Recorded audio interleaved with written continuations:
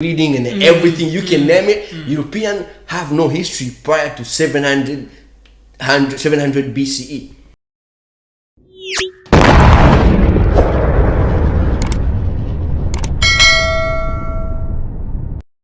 When they took you from Africa and they banned you from being called Kunta, Kinte, and they took us on that westerly course, then they forced us into their names.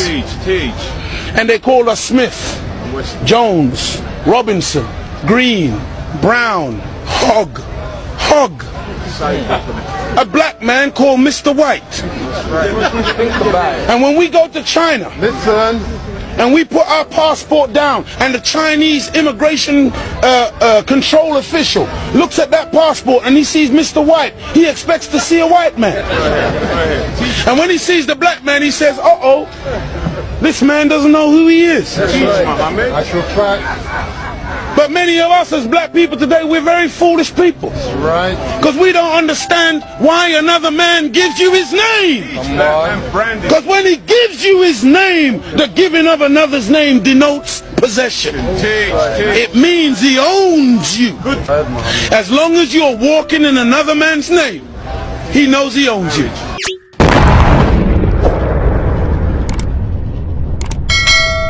All right, now as you can see, the population more than a half, pretty much 90%, they have European names. Yes. But the question is, how did it all start? With what I think and what I've read, it all started with colonialism. It all started with colonialism.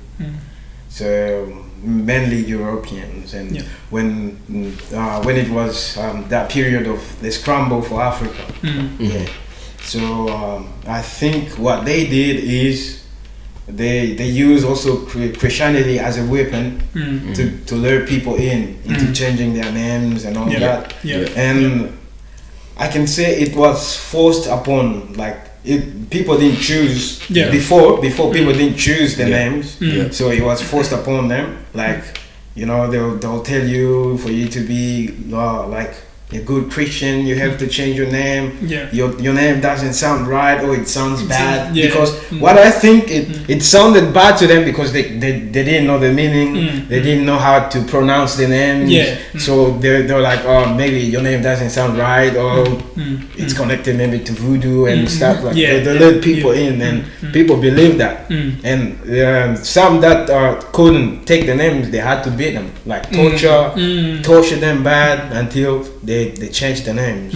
And now to the modern part of it, it's not forced. Now it's like willingly, you know, people's compelled. People now are doing it willingly. They are putting that, they are taking on that circle willingly. So that's why today you can see African kids who are not even linked to that part of the history, who don't know anything about the history, but it's because the parents were because the parents passed on the names, and it keeps just passing. It becomes like a generational curse, I would say.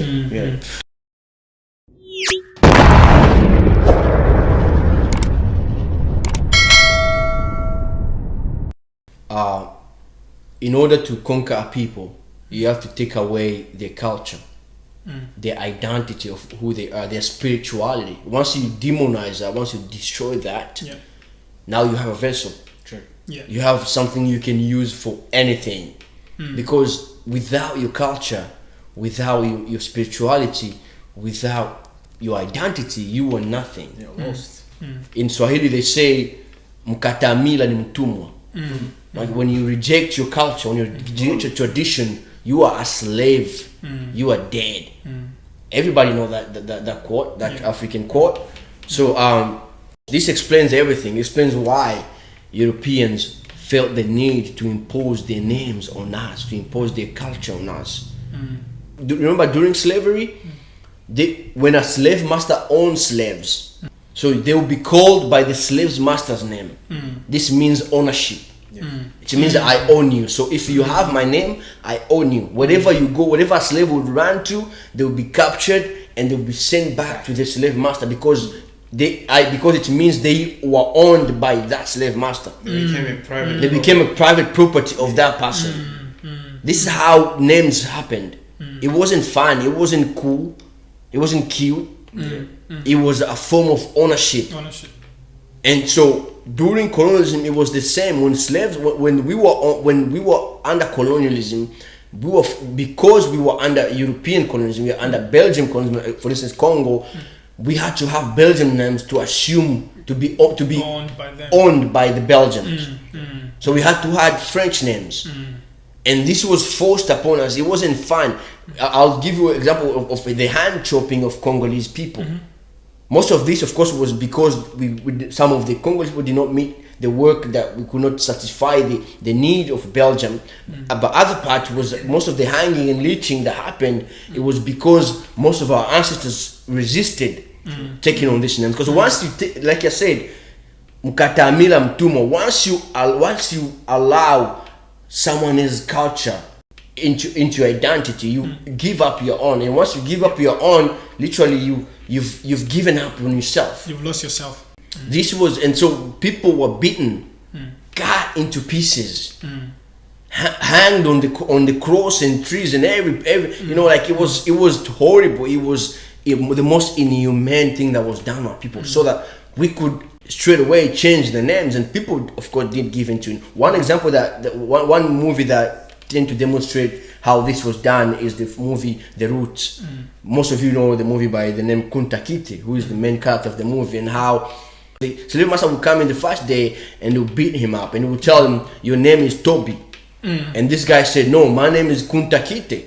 And he would beat him up again the next day, and the next day he would beat him up until the day when Kunta Kinte would say his name is Toby. But Kunta Kinte would not say it. So he somehow cut himself loose and he started running. This is one of the resistance, to show one of the resistance, but it just shows you how cruel the system was on forcing these names on our ancestors. It's not something the ancestors embraced willingly. Even if you mentioned something about our parents passing on this colonial legacy. At the beginning, of course, it was fear. If you didn't name your child, if you didn't give your child a French name, you don't have your child will be killed. So the only way to assume the survival, you have to name them after the slave masters. But now, like you say, now we're just passing on these names because we've lost this part of history, and because of Christianity, they've made it feel like we are all in this together. That it's okay to have those names because they make you Christian. But they make you close. They make you close to God.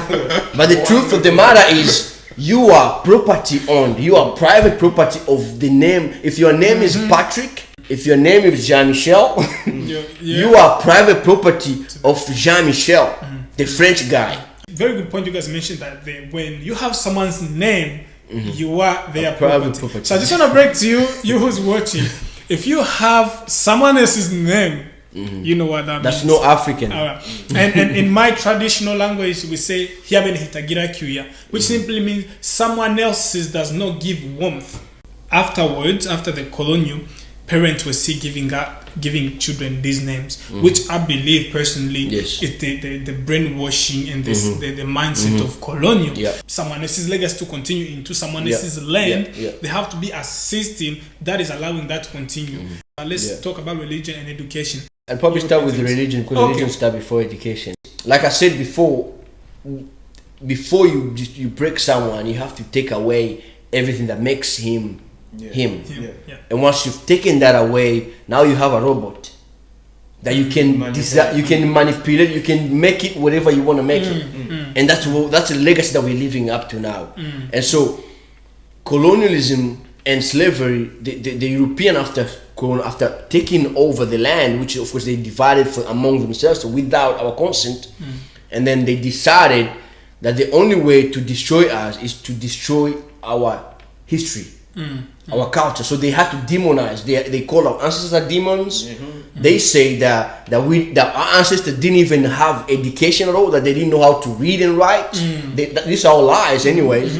And they lied that our ancestors, that they didn't know civilization, when the truth of the matter, we invented civilization. We invented the writing and reading and everything, you can name it. Europeans have no history prior to 700 BCE. But we were here 1,000 years before that. The Egyptians were black. They look like me and you. Yeah. So we were there. So we invented everything that they say we did. But so now, when they destroyed this part of history, when they took away all that, we became vessels. We became robots that now they could manipulate. And so they brought in Christianity, which, mind you, is a religion that's really related to our culture. We have to understand that Christianity is not the Bible. Christianity is a religion that uses the Bible to colonize people. And so when Christianity was invented, it was intentional to dominate. If you read the history of Constantine, he created Christianity intentionally to be able to conquer the world. And he did that. And so every colony that they conquered, they had to force their names on the people of that country.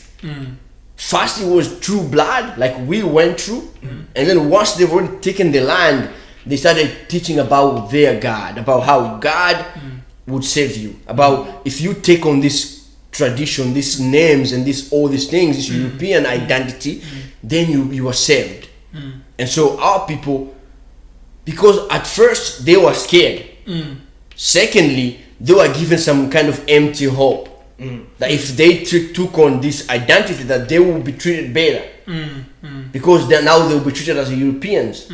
So now, when you went to church, you'll be baptized, and you'll be given a colonial name. And this goes way before even European colonialism. It goes even as far back as Arabic slavery. When Arabs would invade our countries, they would force. They still do that up to now. Every time you want to be baptized, you have to be given a Christian name. Every time you turn Muslim, they have to give you Muhammad or Ahmed or Ali or Barak or all these other colonial. These are still colonial names. Be it Arabic or European, they are still colonial names, because every tribe, you are a different tribe from you. I'm a different tribe from you, and your tribe has more than 1,000 names. Yet our people don't have any of those. So it still shows that. So the legacy of colonialism is the religion that they left us. They put in place this religion system, which is completely Eurocentric. It doesn't even help you be yourself. It literally takes away, because it tells you that being from your tribe is not enough. That you have to be part of a wall. So you have to reject everything that makes you and become a Christian, a global Christian, a global citizen for everybody else to dominate and you realize we are the only people that have actually bought into that. Big time. The Europeans, they still have European names. The Chinese, they still have Chinese names. The Indians, they still have Indian names. So and remember, why only the Christians? The Africans. We are, and that's why we are still the poorest, because we've given up who we are to serve other people. We are literally slaves now. People will tell you I'm saved by the blood of Jesus, but they don't really understand what that means. As long as you still have a French name or an English name, whether you are Christian or you are Muslim, even if you've been baptized 100 times, you are still a slave, because that name means private property of someone else. Yes. And so the funny part even about religion is that the Bible that they were using during colonialism was not even a complete Bible. It was called the slave Bible, which was mainly to prepare the black people to be submissive. That's why they would talk about turn the other cheek. You know, those kind of things like slave obey your masters. Verses that really prepares you to be obedient to someone who is oppressing you. Rich person, which is most heaven. Exactly. Which is things that we still even embracing up to this day. So now education system came in, and it was really just to completely now whitewash everything that was already there. So during the education system, they prepared a school curriculum that taught black children that their ancestors had nothing.